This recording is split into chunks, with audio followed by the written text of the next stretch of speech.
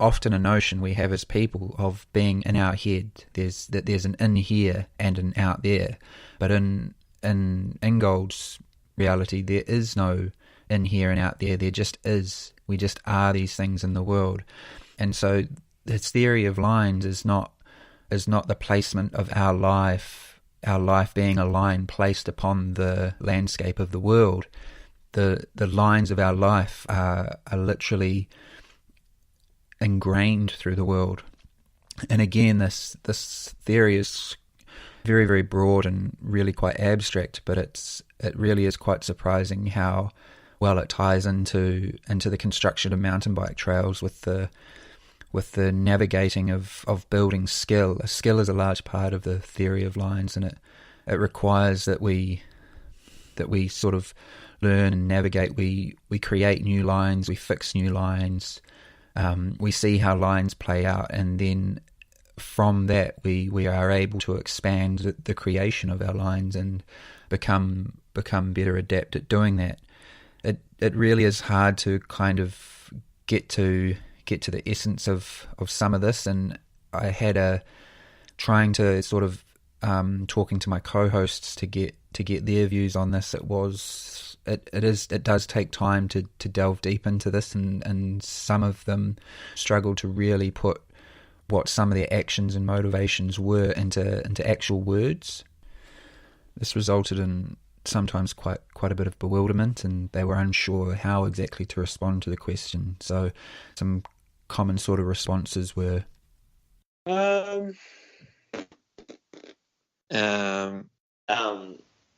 what?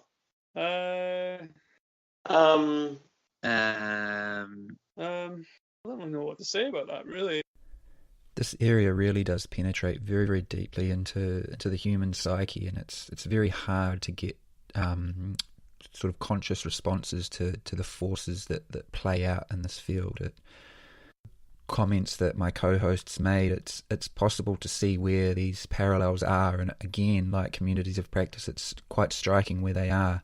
A prominent feature of the theory of lines is the development of skill with these lines and expanding on that, and it can be seen in the mountain biking community with how trails are built and how it kind of takes some time to really adapt to have your vision change and for you to see how lines work and how they line up with one another.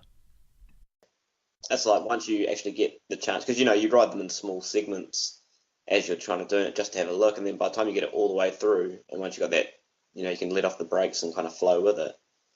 Some things that you're kind of like, oh, this was going to be like that. It's just like in the flow of the whole thing, it's like, whoa, because you're not just sitting back and being like, that's what I'm going to hit now, and so you go off and hit it. You're actually like on the whole motion of the track, so you're in the flow. Because at the end of the day, you don't actually know if what you're doing is going to work sometimes, and you're just doing best guess from your experience.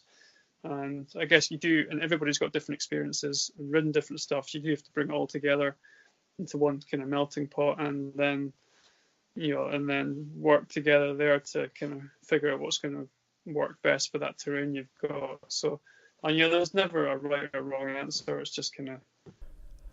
Although our journey has been brief, I'd like to propose an answer to the question stated at the beginning of this podcast as to why mountain bikers would abandon their bikes for a shovel. And that is that the act of building and riding mountain bike trails really is a physical manifestation of how humans move throughout the landscape of their lives. And I hope this talk has been able to communicate this in a clear and concise way. So I implore you, get out there, swing a pick, slap some dirt, ride your bike, and live your life.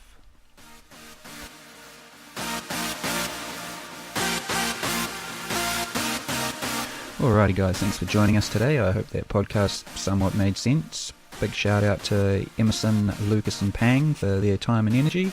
Also a big shout out to Jolene at Foul Stranger Design. She did some artwork for me, which is amazing.